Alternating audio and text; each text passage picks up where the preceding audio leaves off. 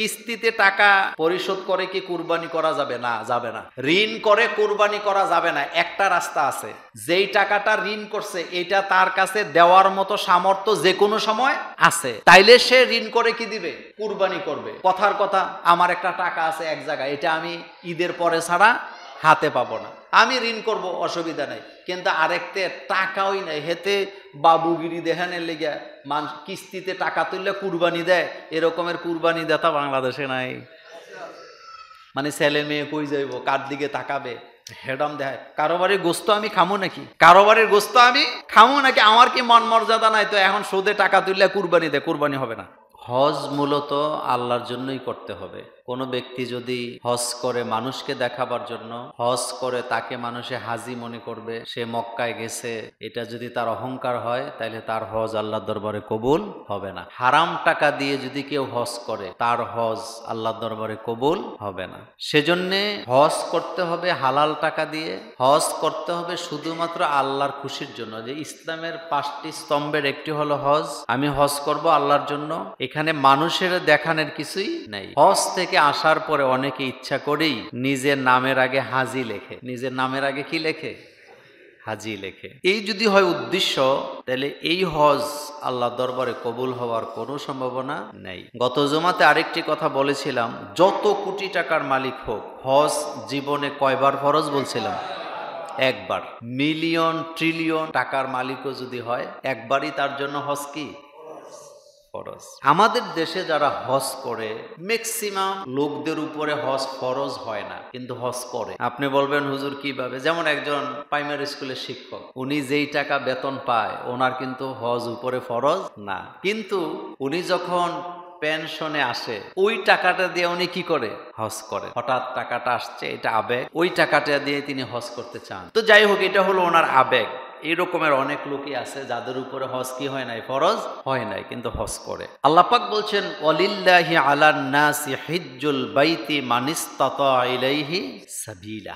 মানুষের মধ্যে যাদের সামর্থ্য আছে কাবাগরে যাওয়ার, মক্কায় যাওয়ার, আরাফাতে যাওয়ার, তারা হজ করবে। একটা কথা বলি, সাহসের সাথে এই কথাটা বলবো, আপনাদের কাছে ভালো লাগবে না। সেটা হলো, মদিনাতে যাওয়া এটা কিন্তু হজের অংশ না। হজ হচ্ছে আপনি মক্কায় যাবেন, কাবাতে যাবেন, মিনাতে যাবেন, আরাফাতে যাবেন, জামারায় পাথর মারবেন, মুজদালেফায় রাত্রি যাপন করবেন, তাওয়াফে জিয়ারা করবেন, এটা হলো হজের অংশ। তা আপনি বলবেন তাইলে কি মদিনাতে যাব না? অবশ্যই যাবেন। আমি মদিনাতে যাওয়া নিষেধ করি নাই। এই কথাটা বলার সাহস আমাদের দেশের অনেকের নাই। হজের সাথে মদিনায় জিয়ারার কোনো সম্পর্ক। আপনি ইচ্ছা করলে অন্য সময়ও মদিনাতে যেতে পারবেন, হজের সময় যাবেন, আমি নিষেধ করি নাই, কিন্তু এটা হজের কি না অংশ না। যেহেতু আমাদের দেশের লোকেরা একবারই যায় অনেকে জীবনে, সেজন্য হজের পরে কোথায় যায়? মদিনাতে যায়। আর মদিনাতে সৌদি আরবের আইন হলো 8 দিনের বেশি কাউকে থাকতেও দেয় না, এটা বের করে দেওয়া হয়। আপনি দেখবেন মদিনাতে 8 দিন, হোটেলটাও 8 দিনের জন্য দেওয়া হয়। রাসূল বলছেন, মান যারা কাবরি, যে ব্যক্তি আমার কবরকে জিয়ারত করবে, তাকে সুপারিশ করা আমি মুহাম্মদ সাল্লাল্লাহু আলাইহি ওয়াসাল্লামের জন্য ওয়াজিব হয়ে যায়। সুবহানাল্লাহ, সুবহানাল্লাহ। এই জন্য মদিনাতে আমরা যাই, রাসূল সাল্লাল্লাহু আলাইহি ওয়াসাল্লামকে সালাম দিতে আমরা সেখানে যাই। তবে সালামটাও আমাদের দেশের লোকেরা জানে না। রওজাতে গিয়ে রাসূলুল্লাহকে সালাম কোনটা দিবেন এটা হাদিসে আছে, এবং রাসূলের রওজার উপরে লেখা আছে সালামটা। এরপরও আমাদের দেশের হাজিরা নিজের মতো করে সালাম দিতে থাকে। রওজা শরীফে যাওয়ার পরে সালাম হবে বিসমিল্লাহি ওয়াসসালাতু ওয়াসসালামু আলা রাসূলিল্লাহ, এটা হলো সালাম। আর আমার দেশে বিভিন্ন ধরনের লোকেরা নিজেরা যে সালাম আবিষ্কার করে রাখছে, দেখবেন বিভিন্ন মসজিদে নামাজের আগে পড়ে, এগুলি যে ওখানে পড়া শুরু করে দেয়। একেবারে স্পষ্ট রওজার উপরে লেখা আছে, রাসূল সাল্লাল্লাহু আলাইহি ওয়াসাল্লামের কবরের সামনে লেখা আছে বিসমিল্লাহি ওয়াসসালাতু বা আসসালাতু ওয়াসসালামু আলা রাসূলিল্লাহ, এটা হলো সালাম। এই সালামটাই দিবেন। তো হজ করতে হবে শুধুমাত্র কার জন্য? আল্লাহ পাকের জন্য। আজকে একটু ইম্পর্টেন্ট এবং ক্রিটিক্যাল কিছু বিষয় আপনাদের সাথে আমি শেয়ার করব। সেটি হলো, আমাদের দেশে একটা কথা চালু আছে যে হাজরে আসওয়াতে যদি কেউ চুমা দিতে না পারে, তাহলে তারে আল্লাহ পছন্দ করে নাই, তার হজ আল্লাহর দরবারে কবুলও হয় নাই। দেখবেন হাজিরা বাংলাদেশে আসলে লোকেরা কয়, পাথরে চুমা দিতে পারছো?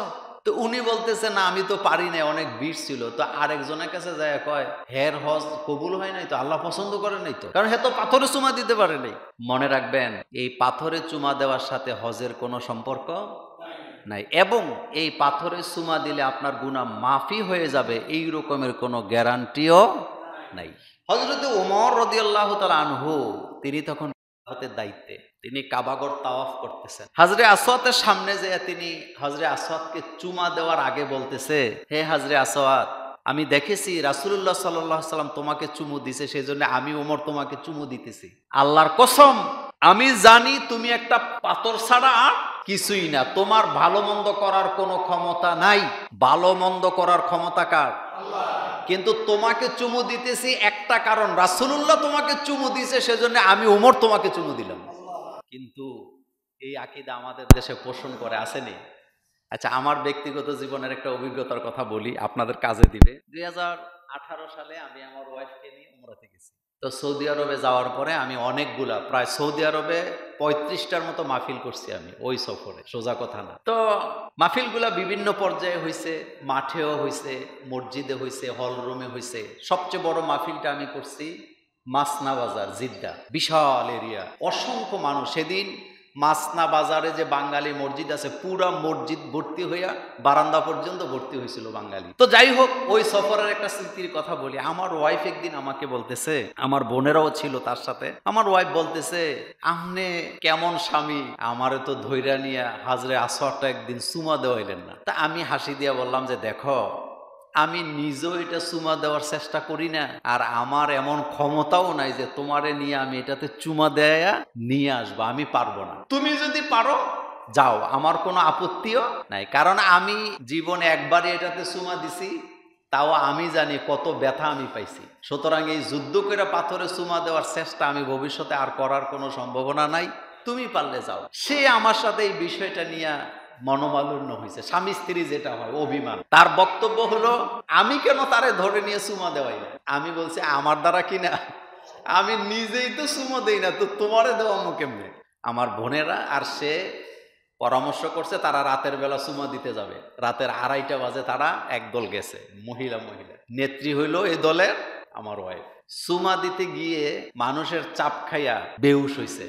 আমি কিন্তু জানি না ঘটনা, তারে পানি ঢাললে ওখানে মাতাবে হুশ টুস আনাইয়া, মানে যেই কয়জন একসাথে গেছে চাপের সাথে কে কোন দিকে গেছে কোনো খবর নাই। আমার ওয়াইফ আমাকে বলতেছে, চোখ খুলে দেখছি আমাকে পানি দিতেছে মাথার মধ্যে, আজকে তো মরে গেছিলাম।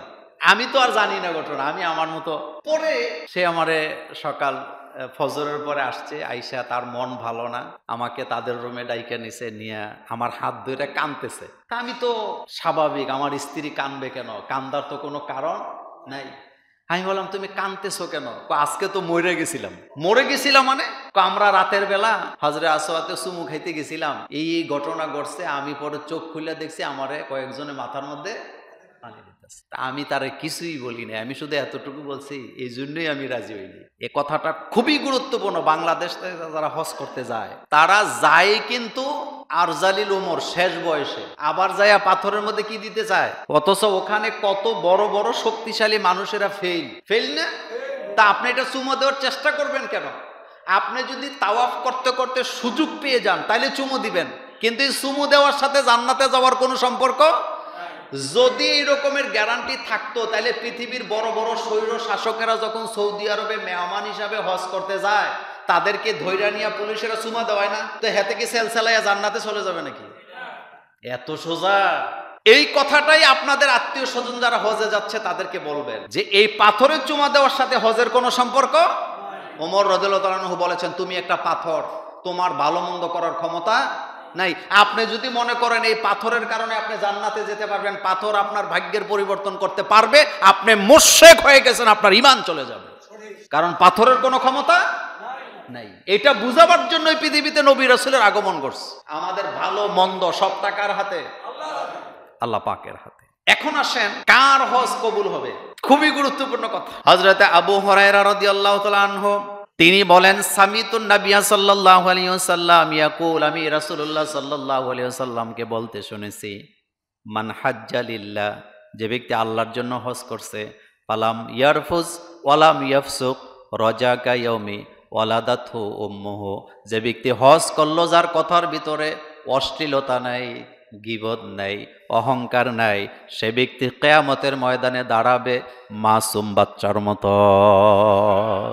অর্থাৎ তার হজের পরের অবস্থাটা হলো মায়ের পেট থেকে বাচ্চা প্রসব হওয়ার পরে যেমন বেগুনা থাকে, যে ব্যক্তি হজ করলো যার হজের মধ্যে কি নাই, অশ্লীলতা নাই, গুনাহ নাই, অহংকার নাই, তার হজকে কবুল করে তাকে আল্লাহ নিষ্পাপ বানায় দিবে। কিন্তু হজে গেলে বুঝবেন নিষ্পাপ আসেনি, হজে যায় ঝগড়া লাগে, গালাগালি করে, যারা নেয় তাদের সাথে মারামারিও লাগে, গালাগালি, মুখ এত খারাপ। প্রথম যাইয়েই ওনার হোটেল পছন্দ না। কি পছন্দ না? একবার গালাগালি করে, যারা নিচে তাদেরকে মোয়াল্লেম, তাদেরকে গালাগালি করে। এরপরে মিনাতে গেলে খাবারের কষ্ট, মিনাতে তো আর কারো কোনো খানা নাই, যেভাবে যার লাইসেন্স যেই হজ নাম্বার আছে, ভিসাতে যেই নাম্বার লেখা ওখানেই তো যাইতে হইব। ওনার এটা পছন্দ হয়েছে না, আবার গালাগালি করে, আরাফাতে যায় গালাগালি করে, আপনার হজ হবে না। নাম্বার 2, কিছু কিছু লোক আছে টাকা পয়সার অভাব নাই, হজে গেছে, তো ওখানে যে অহংকার করে, আমার এই আছে, সেই আছে, 4টা দোকান আছে, 5টা বাড়ি আছে, আমরা কি ফকিন্নির পুতনি, আমাদের কি টাকা পয়সার অভাব আছে? 4 নাম্বার কিছু লোক আছে ওই দেশে যাইয়া আমি তো এলাকার বিচার আচার করি, সর্দারি করি। 5 নাম্বার কিছু লোক আছে গেছে হজ করতে, সারা দিন মোবাইল একটা নিচে, নাতির সাথে, ছেলের সাথে, পুত্রবধূর সাথে, মেয়েদের সাথে, মেয়ের ঘরের নাতি নাতকুরের সাথে, ছেলের ঘরে নাতি নাতকুরের সাথে সারাদিন ভিডিও কলে লাগিয়া থাকে। তার হজ হয় নাই, ওর হজ আল্লাহর জন্য হয় নাই, কারণ সে দুনিয়ার মহব্বত ছাড়তে পারে নাই। এই মানুষগুলো আসেনি, লাভ নাই হজ করে। আপনি হজের মধ্যে যে ইহরামের কাপড়টা পরছেন, সেলাই ছাড়া কাপড়, আপনি যে দুনিয়ার মহব্বত ছাড়তে পারেন, এই ছেলে মেয়ের মহব্বত ছাড়তে পারেন, আপনি ইহরামের কাপড়ের মর্যাদা বুঝেন নাই। যদি বুঝতেন তাহলে দুনিয়ার সবার সাথে সম্পর্ক ছিন্ন করে আল্লাহর সাথে সম্পর্ক করতেন আপনি। তাহলে হজ করতে হবে কার জন্য? কোনো অশ্লীলতা বলা যাবে না, গীবত করা যাবে না, ওখানে যাইয়া লুকাইয়া লুকাইয়া সিগারেট খায়, এরকমের লোক আমি দেখছি। ব্রাহ্মণবাড়িয়ার এক হাজি, উনি হজে গেছে, ওনার কয়েকজন ছেলে সৌদি আরব থাকে, ছেলেরা এক ধরনের জোর করে ওনারে হজে নিয়ে গেছে। উনি ছেলেদেরকে শর্ত দিছে, হজ করবো কিন্তু আমি সিগারেট ছাড়তে পারবো না, তোরা যদি আমারে সিগারেট কিনে দেস তাইলে আমি কি রাজি। ছেলেরা ওরে গুল্লিপ সিগারেট কিনে কিনে দেয়। কি সিগারেট? আমি নিজের চোখে দেখা কথা বলতেছি, শোনা কথা না। ও হজের পরে যখন এয়ারপোর্টে আইছি, সাথে আরো কিছু লোক আছে, ওনারা ওনাকে ডাক দেয় গুল্লি ভাজি কইয়া। কি হাজি বললাম? আমি প্রথম খেয়াল করি না, একজন যুবক ছিল আমাদের সাথে, ওরে বললাম ভাই ওনারে গুল্লি ভাজি কয় কেরে? উনি গুল্লির সিগারেট খায়। আমি কই মানে? কয় মিনাতেও খাইছে, মুজদালিফাও খাইছে, আবার কাবাগর থেকে বাইর হয়ে সিগারেট লাগায়। বুঝছেননি কথা? আচ্ছা বলেন তো, ওনার কি হজ করাটা খুব বেশি জরুরি ছিল? না, উনি মূলত হজে গেছে, ওনার ছেলেরা ওনারে নিছে। মানে ছেলেদের চিন্তা হলো হজ করলে যদি আব্বা কি হয়, একটু ভালো হয়, সোজা টোজা হয়, কিন্তু সোজা হয়েছে নি, কুত্তার লেজ সোজা হয়। এক হাজি বাংলাদেশ থেকে হজ করতে গেছে, যাওয়ার পরে উনি বাংলাদেশ থেকে যারা হজ করে তারা করে হজ্জে তামাত্তু। বলেন কি করে? উমরা এবং হজ একসাথে নিয়ত করে যায়। তো উনি উমরা করবে, প্রথম যাইয়া কাবাগর তাওয়াফ করছে সাই কইরা, এরপরে মাথা কামান লাগেনি, উনি মাথা কামাইতে গেছে, যাইয়া দেখে এক মাথা কামাইতে লাগে 5 রিয়াল। কত? তো উনি জিজ্ঞেস করছে এক মাথা কামাইতে কত? কয় 5 রিয়াল। তো উনি 5 রিয়ালে তখন হয় 100 টাকা। কত? এখন তো অনেক বেশি।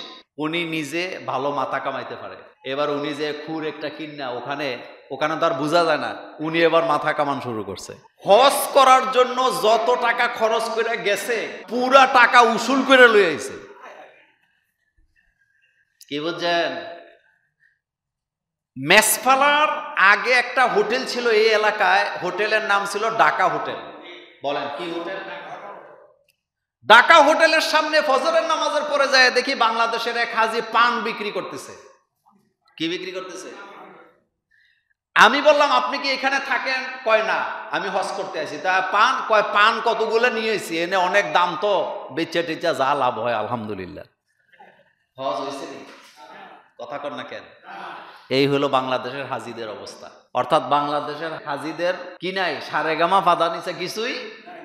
একটা মজার কথা বলি, বাংলাদেশ বিমানে ফ্লাইট, আমরা যাচ্ছি, বিমান চলতেছে 6.5 ঘন্টার জার্নি, সোজা কথা তো না, কিন্তু যেই বয়সে গেছে ঘন্টায় 3 বার যায় হাম্মামে, বাথরুমে যায়। এখন উনি বিরক্তি হইয়া বিমানের ক্রু থাকে না, বিমান বালা থাকে না, তাদেরকে জিজ্ঞেস করতেছে, এই বিমান কদ্দূর আইছে?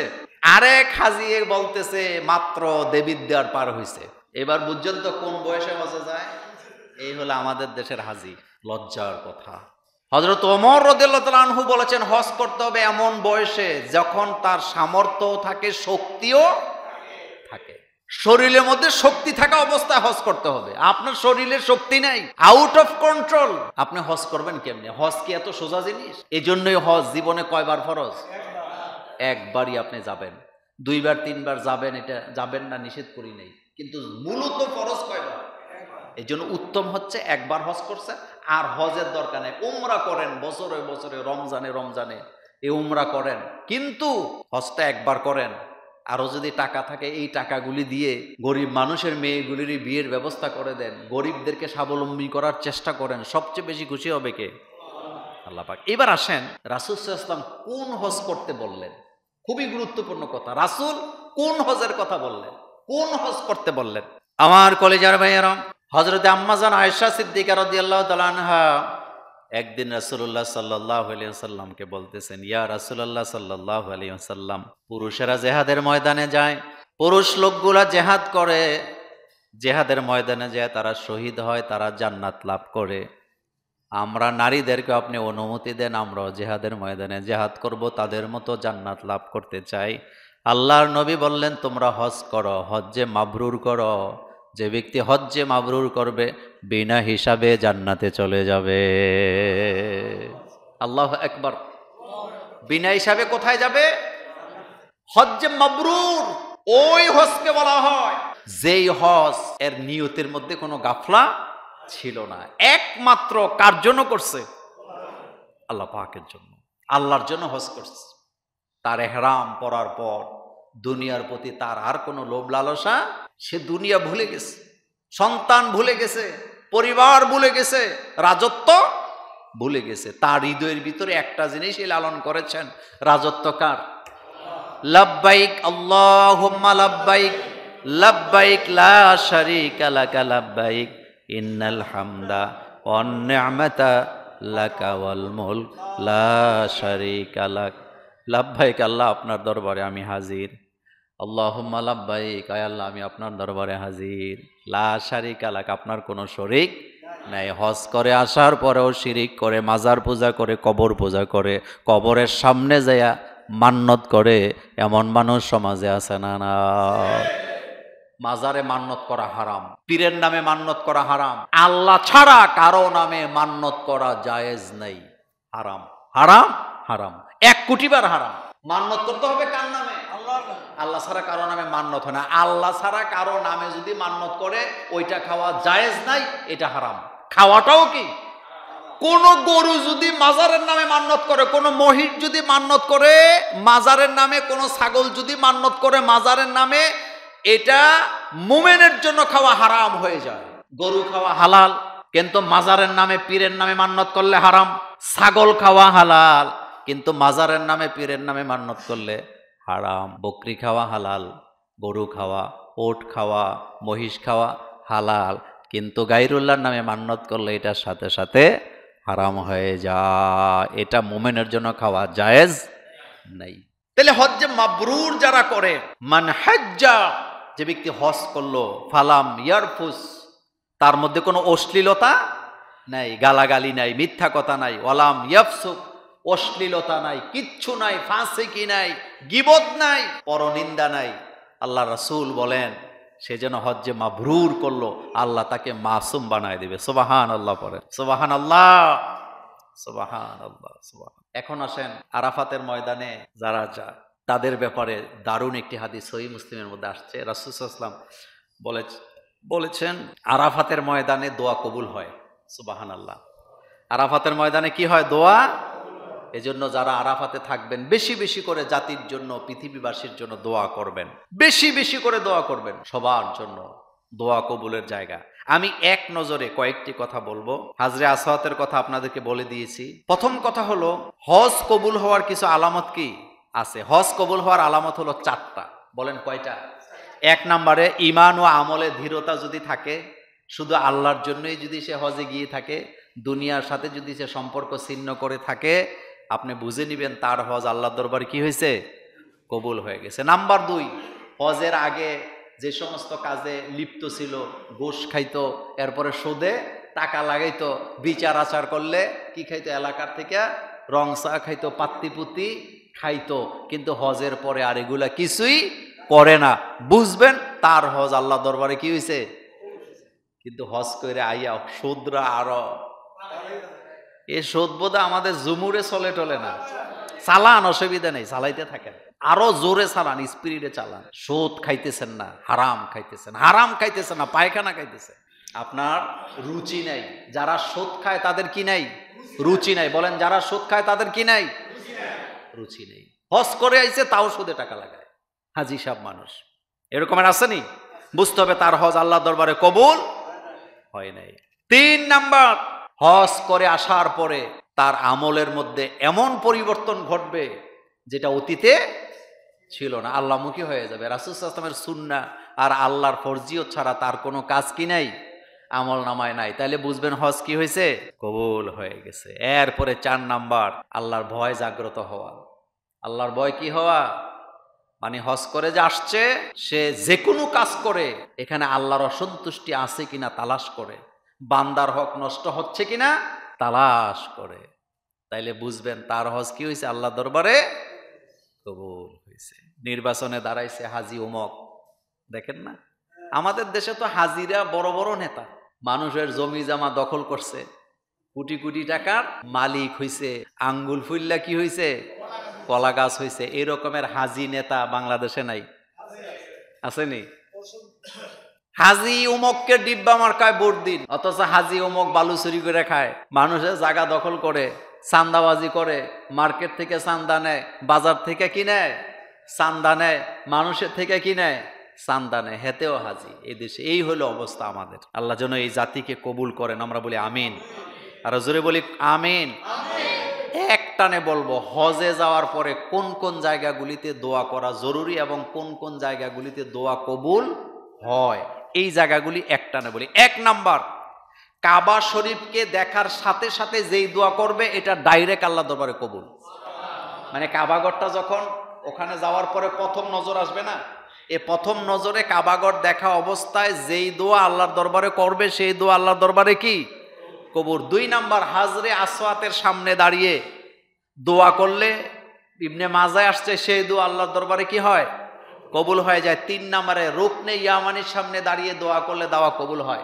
রুকনে ইয়ামানি হচ্ছে কাবা ঘরের দক্ষিণ এবং পশ্চিম কোণায়, হাজরে আসওয়াত হলো পূর্ব এবং দক্ষিণ কোণায়। এই জায়গাগুলোতে দোয়া কি হয়, কবুল হয়। জমজমের পানি খাওয়ার পরে দোয়া করলে দোয়া কবুল হয়। জমজমের পানি খাবেন বৈশা না দাঁড়ায়া, দাঁড়ায়া, যতবার খাবে ততবার নিয়ত করে খাবে, কারণ এটা শেফা, এটা কি ঔষধ, এটা কি ঔষধ। আপনার ভিতরটা যদি ঠান্ডা হয় আপনি কি বাঁচবেন না মরবেন? ভিতরটার মধ্যে একটা তাপমাত্রা আছে না, একটা মানুষের স্বাভাবিক তাপমাত্রা কত, 98, 96, 97 যাই বলেন। এই যে তাপমাত্রা ভিতরে আল্লাহ দিছে, এটা কি খামোখাই দিলেন আল্লাহ? এই তাপমাত্রা না থাকলে কি আপনি বাঁচবেন? তা আপনি ঠান্ডা পানি কেন খাইতেছেন? আপনি ঠান্ডা পানি ছাড়েন, আপনার জীবনে অর্ধেক রোগ আপনি মুক্তি পাবেন। আমি চ্যালেঞ্জ করলাম আপনাকে, আপনি এখন লিখে নেন। আপনি ঠান্ডা পানি খাওয়া ছাড়েন, আপনার শরীর থেকে অর্ধেক রোগ মুক্ত হয়ে যাবে। পৃথিবীর সব দেশের লোকেরা, উন্নত দেশের লোকেরা হালকা গরম পানি খায়, সব জায়গায় হালকা গরম পানি খায়। আমাদের দেশের লোকেরা, আমাদের মা বোনেরা বাইরের থেকে আইয়াই ফ্রিজের থেকে বোতল লো, এরপরে গদ গদ করে ঠান্ডা পানি খায়, এরপরে এই রোগ সেই রোগ সেই রোগ। এরকম আসেনি? আছে। ঠান্ডা পানি খাবেন না, ঠান্ডা পানি শরীরের জন্য উপকার নাই, সবটা অপকার। হালকা গরম পানি খাবেন, কি খাবেন, অথবা নরমাল তাপমাত্রার পানি খাবেন। আপনি কখনো এই ঠান্ডা রোগে আপনাকে আক্রমণ করবে না। এটা আমাদের কারণে আমরা হই, কথাটা বলে দিলাম। এরপরে দোয়া কবুল হয় আরাফার ময়দানে। কোথায় কবুল হয়? লম্বা লম্বা দোয়া করবেন আরাফার ময়দানে। এরপরে দোয়া কবুল হয় মুজদালিফায়। কোথায় কবুল হয়? রাত্রি যাপন করে হাজি সাহেবরা কোথায়? মুজদালিফায়।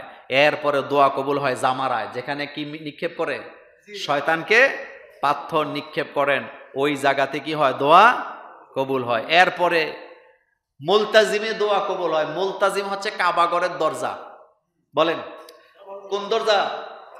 কাবাগরের দরজায় দাঁড়ায় দোয়া করলে দোয়া কবুল হয়, অথবা দরজায় ধরে দোয়া করলে দোয়া কি হয়, কবুল হয়। মিনাতে দোয়া কবুল হয়। এরপরে হাতিমে কাবা, যেটা কাবার অংশ ছিল, ওই জায়গায় দোয়া কি হয়, কবুল হয়। দোয়া কবুল হয় মাকামে ইব্রাহিমে, বলেন কোথায়?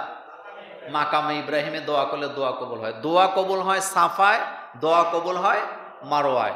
অর্থাৎ সাফা পাহাড় মারোয়া পাহাড়ে দাঁড়ায় দাঁড়ায় কি করবেন, দোয়া করবেন। এখন তো আর পাহাড় নাই, এটারে গ্লাস দিয়ে রাখছে, আপনি ওই জায়গায় দাঁড়ায় দোয়া করবেন। তবে সাফা মারুয়া যেখানেই আপনি দাঁড়ান, আপনার নজরে কি আসে, কাবাগর আসে। এই জন্য ওখানে দাঁড়ায় দোয়া করবেন। আল্লাহ যেন আমাদেরকে কবুল করেন, আমরা বলি আমিন।